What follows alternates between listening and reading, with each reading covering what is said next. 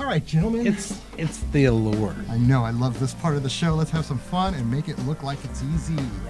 Right. We've got Ken Jaglinsky with us this evening. Jaglinsky, yes. I'm so honored to have him. His layout photographs are beautiful. Why does it sound like you're having a stroke every time you say his last name?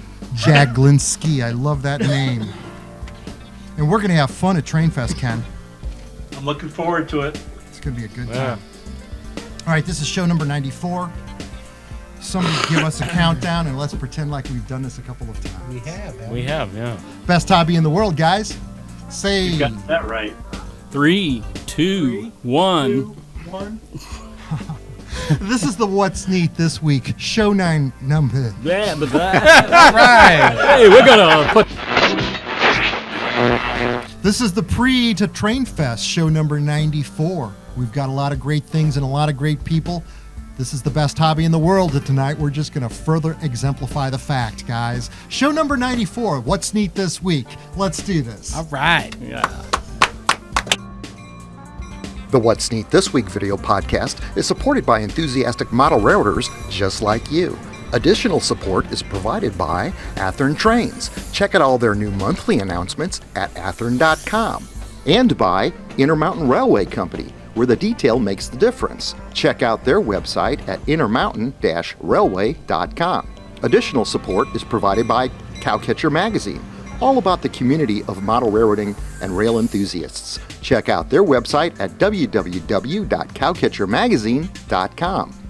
Also by Trainfest, America's largest operating model train show since 1972. Check out their website and show dates at trainfest.com. Further support is provided by the NCE Corporation, the power of DCC. Visit their website at NCEDCC.com. And thank you for supporting the What's Neat This Week podcast.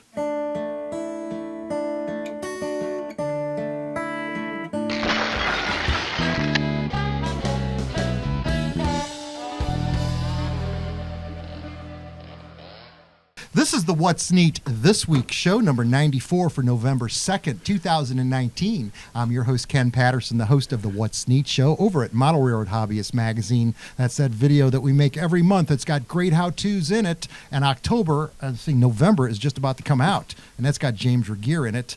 And we've got a lot of great people on the set with us this evening. First of all, I have Ken Jaglinsky from Milwaukee, Wisconsin on Skype. Welcome, Ken. Hi, Ken. I've also got Mike Budde sitting next to me here in the same spot you always sit in, Mike. People love it when you sit right there. I've got Sugar Fire Joshua Barton. What's up, everybody? Yes, and I've heard from a lot of people that visited your restaurant this week. I keep getting calls like that. I've also got look at that, Campbell Rice. Campbell Rice sitting next to me over here. And, of course, James Regier, who has done some fantastic video for us for the November and December What's Neats that are coming out. And we've got a great show for you lined up tonight with a lot of neat things to talk about. We're going to Trainfest next weekend, so everybody give us a shout-out, visit with us. We're looking forward to meeting a lot of people that do watch our show. It's going to be a lot of fun in Milwaukee for 4 days coming up this week. Now, I got to tell you that I was with Joshua the other day, and we were doing some sound tests on the equipment, and he noticed this magnificent-looking buck. Actually, there were 4 deer in the backyard, and the wonderful thing about deer is they know to not step on my garden railroad track.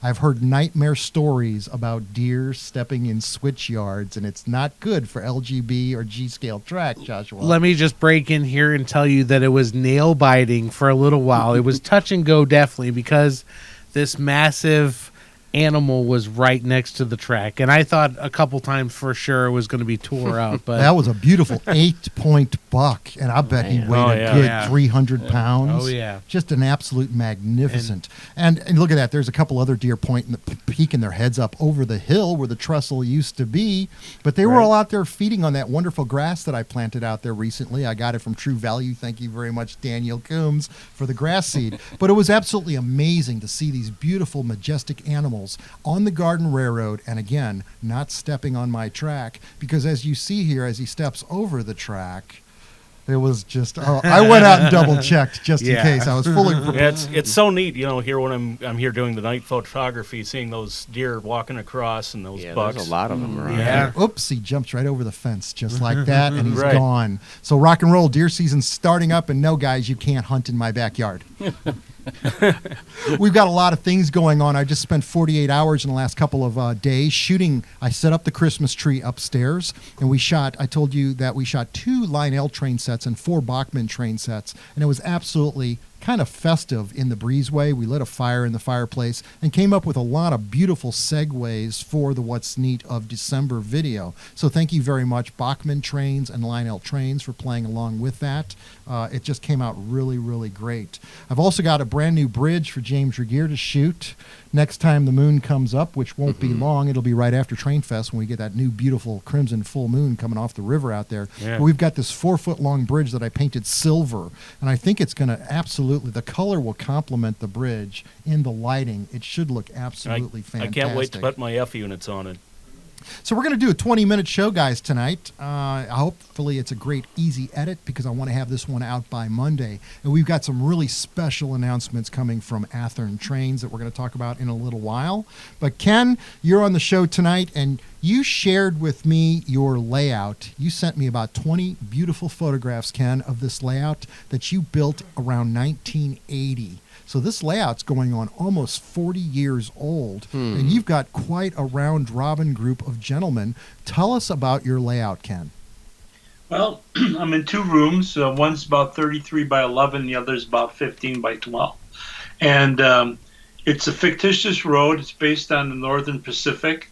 It's called the Ashland Superior and Pacific. And we operate with 5 guys running 2-yard jobs, 3 road jobs, and maximum number of operators is 7. Session will last 3.5 hours. And one of my big deals is scenery. And, there's some techniques there that I think everybody can learn. It's easy to do, and it makes your layout really stand out. One of the things is the sky. A lot of people use too light of a blue.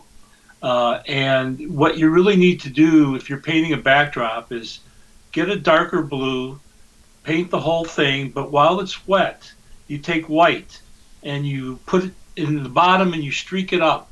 And what that does is it gives you a distance and a fading. So if you look at the real sky, you'll notice if you look up, it's dark, but you look out, it's much lighter. Right. And it's a very simple technique, and it adds super depth to your backdrop.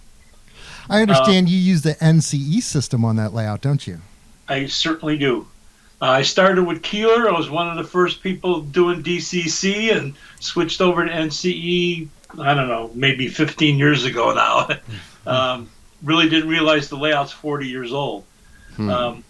So we have a layout at Trainfest, the Wise Division layout, that is a module setup that my friends and I built. And so people can stop by that. We have 4 throttles there. We let the junior engineers run on that layout all day long. Now, I understand that you were set up for the NMRA 75th anniversary show that they had in Milwaukee, Wisconsin back in 2010. Tell me how great that was to have so many different people come into your layout room like that.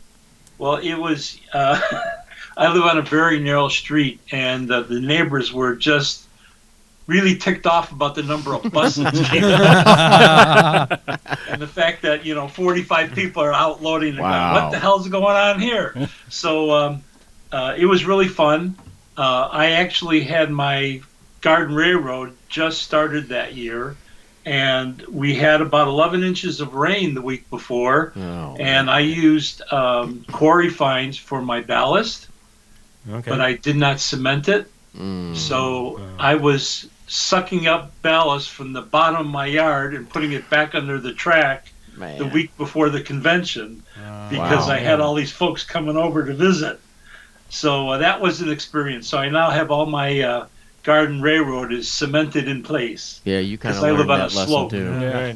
Boy, I tell you what, I got 400 feet of track in the backyard. We just showed the deer not stepping on it. But garden railroading is a true test for anyone's ability to model, because outside it changes all the time. I am so thankful that the scenery on this layout doesn't grow and I don't have to trim it every 2 weeks. Right. You just have to clean it. Yeah. Exactly. Now, we're really excited about going to Trainfest. Mike Budde is going, James Regier is going, and look at that. Campbell is also All right. coming to Yeah. Trainfest with us, so we're going to have our full podcast crew up there, and it's going to be really great. Thursday night at 6 o'clock, we are meeting, and tell me, we are doing a fundraiser, Ken. Tell me what that's about.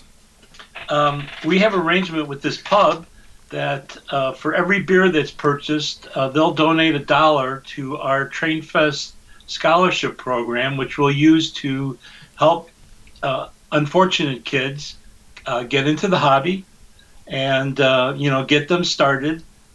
So if somebody wants to build a module, we might be able to help them out. That's really Very we're nice. Yeah. we're all about getting young people into the hobby. Now, That's one of my big deals. There's going to be 5.5 football fields of layouts up there. I believe there's well over 75 layouts. They've got 53 clinics at Trainfest. Tell us, Ken, what can we expect? This is going to be a great 2-day show. Tell everybody that comes to Milwaukee next weekend what we can have. Well, you can ride trains, you can run trains, you can learn about how to build them at the clinics. For the youngsters, we have the Junior Engineer Program where they can get a card, learn about several tasks that they have to complete, get their card signed, become a Junior Engineer level 1, come back next year, be a level 2, level 3, level 4. Build a Walther sponsors the Make and Take program. So we have a 2-story structure that is going to be being made by these kids or adults at Trainfest, and so we're showing people how to build them, how to run them, and how to have fun. So we're all about having fun, and we're going to have 20,000 people having a big old time. 20,000 people, and it appears that there's not going to be snow. It appears at this point. You guys had your first snow just this past week, didn't you? We did on the 30th. We got about 5 inches, but it's all gone. That's absolutely awesome. Now, 2 weeks ago, the last time we did a show, we talked about this beautiful Intermountain car. This is a Centralia Shops Superdome passenger cars that they have come out with in N scale. And I actually called the names of the cars wrong, but I tried to make up for it in text, which I thought didn't do them justice. I called the Milwaukee Road car a Union Pacific, which was incorrect. And I also called the Great Northern a Northern Pacific car. And I wanted to make sure that you guys caught that. And I'm sorry about that, but I wanted to get it right. The fact is, Intermountain is coming out with a lot of great road names and more than one number for each road name. For example, the Milwaukee Road car in the 2-tone maroon paint scheme, they're coming out with 2 road names in that car. The yellow car, the Milwaukee Road car, they're also coming out with 2 different road numbers on that. And I'd like to go over a lot of the other road names that they're doing. They're doing the Great Northern Empire Builder car, which we did show on the show. That's the one that we have on the table. They're also doing the Great Northern Big Sky Blue car, which is really beautiful. They're also doing the Cascade Green full-length dome car. The Chicago Northwestern car. They're doing the Amtrak Phase 1 and Amtrak in the fall foliage paint scheme, which is really beautiful. You guys can all check these out on the Intermountain website. I'm going to give you that in a minute. They've also coming out with Holland American West Tours, Amtrak Phase 1, NC DOT, Via Rail, Canadian National, Ontario Northern, and CSX, the safety train. That's a lot of stock numbers to keep track of. A lot of beautiful. But this is an N scale, guys, and the fidelity of these cars is absolutely beautiful. They have hand railings inside the cars. You can look inside, and they have fully detailed interiors. It's just mind-blowing. And with a price point of $59.95, that's a really good deal Sure for is. all that little And the, detail. interior lighting as well. Yeah. Yes, you wave a magnet past The the little side of the magnet, car, yeah. and you can turn the lights on and off. They've got a little watch battery in this car. So fantastic for the N-Scale guys out there. This is going to be a real treat to add to your consist of your passenger trains. So you can all check them out at www.intermountainrailway.com. And I looked at that website, guys, and there's a lot of models on that website. I was quite honestly, very surprised at how many models they make. So thank you very much, Intermountain, for helping us sponsor the What's Neat show. Now, Mike, you brought something really exciting tonight. We've watched the progression of this, and you floored us with the weathering. Tell us what you brought tonight, your vehicles. Well, I guess you're talking about the telephone truck. It's Yes. a cable placing truck, which has a reel of cable on the back of it, and then it has a bull tree. It's a device up on the top of the truck that guides the cable up towards the pole, and then there'd be a guy in the bucket that would fasten the cable to the pole. So anyway, it's all scratch built on the back, and the bucket is made from 4 Plano roof walk supports glued to a wire frame, and the Telstar boom with the holes in it is made from some needlepoint paper. It's perforated paper that I found at Michael's, so I used a strip of that for that. And cable reel is from an old Riverosi flat car load. So I kind of cobbled a lot of stuff together just to make this truck. So I've got about 6 trucks done now, and some smaller trucks and a Chevy Bel Air supervisor's car. And but anyway, next to that, to the right of those, are a taxi and a police car. The police car is what the St. Louis City Police Department looked like in the 70s, which is what I modeled. I modeled 1978, and then next to it is a taxi. And I remember those. Yeah, they're all red, but for a long time they were red and black. That's Laclede Cab. That's a big cab company in St. Louis. And Sure. I had those decals, made the Laclede Cab and the police, and a bunch of different vehicle decals made by William Brillinger at Precision Design Company, and man, he really did a nice job. Yeah. That's awesome. Anyway, I wanted to give out a shout out to Derek and Paige Sampson of Value Trains. They had a baby girl yesterday. Congratulations, 2 days ago. guys. Her name is Emerald Piper Sampson. So Very nice. and then Mike McCune that hangs around her. He's been in the hospital a little Yes, bit. I read that on Yeah. Facebook, So Mike. I think he's We coming all- home today, but Mike, hang in there. And one quick, I'd also like to say happy birthday to our brother in Utah, Adam Pinellas. Adam. Happy Happy birthday, my birthday. friend. Yeah. So We love you, brother. Yeah. We've All got right. Daniel Coombs running camera and texting at the same time, and we've also got Mitchell Foden running camera tonight. Thank you, gentlemen, for doing that. Now, there's a very big announcement coming from Athearn, and we are going to. This is going to happen at Trainfest, and there's more surprises coming at Trainfest, but we're going to give you a little prelude to what we know tonight. We're allowed to talk about some cabooses that are coming out, and this is pretty amazing because these cabooses are better than brass. The HO ICC cabooses. This is coming in Burlington Route, Seaboard Coastline, Union Pacific, and these cabooses are tricked out with lighting. That's right, LED lights They in these are. cabooses. And there is also 2 variations available. You can also get one with full sound. And so that means that when the caboose is backing up, yeah. you can blow the horn Blow at the the horn, grade yes. crossing. We've got some video footage here of George Bogatuk from Soundtracks doing a demonstration. You can see that's on the Soundtracks website, where they showed the caboose backing up and the whistle, the clickety-clack sounds, and all the various sounds that are included in this sound car caboose that they're coming out with from Athearn. This is amazing that they're putting this much effort into cabooses. The details Right. are Yeah. they are really tricked out. I tell you, this Union Pacific caboose I'm looking at and remember seeing here a couple weeks ago. It has the mirrors on the cupola. It has extra grab irons. I mean, it has. I actually think I'm looking at that caboose that was parked in Cary Park that I climbed on all those years ago as a youngster. Man, in those Hutchinson, are nice. Kansas. Yeah, Yeah, but they're they're very absolutely nice. beautiful. Yeah. And they're all road name specific details. So Yeah. Yeah. even the Seaboard Airline Very looks well done. Very well Yeah. done. Mm-hmm. It's absolutely amazing. When Chris Palomares was here just 2 weeks ago, he built a scene out there, took one of my old rusty dioramas, and completely sort of rebuilt and rehabbed the scenery on this water scene, which is the one that we use to shoot some of these caboose ad shots on. So thank you very much, Athearn. This is an absolutely amazing model that you're coming out with, and there'll be more news at Trainfest. There's other stuff we haven't talked about tonight, but you guys will get to see that next week. Now, I'd like to give a hats off to the Cowcatcher Magazine. They did an article on our podcast, and it's actually in the magazine.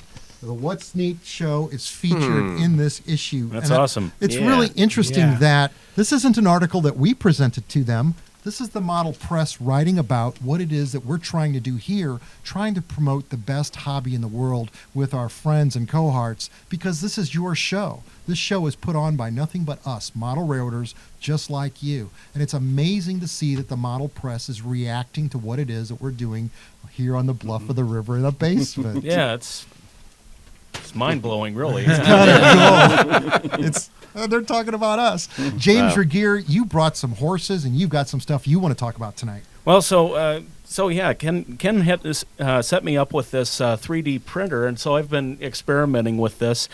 For Halloween, one of the fun things, I replicated a Star Trek phaser. Where's that at? Boy, did you. It's right around there. here Grab somewhere. that. We have to have some B-roll. This is the Dremel ID Builder 3D Yeah. printer that they Yeah. sent us 3 years ago. So it's and kinda I neat. gave it to Got- James, and look at what he's done. Man. This is It's, cool.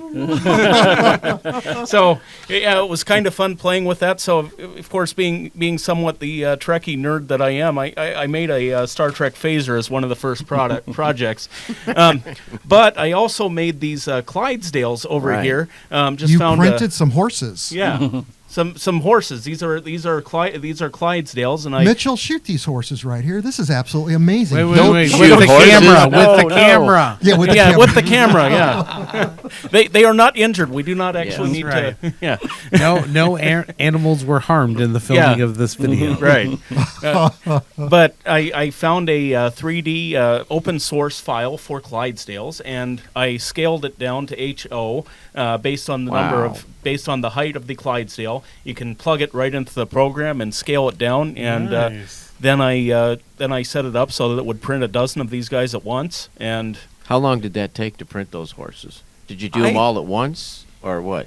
I printed them all at once. Yeah, and you can set it up to do that. You just have Right. to copy and paste and make sure that they're spaced sufficiently that the machine doesn't trip over itself as it's Right. printing. Yeah.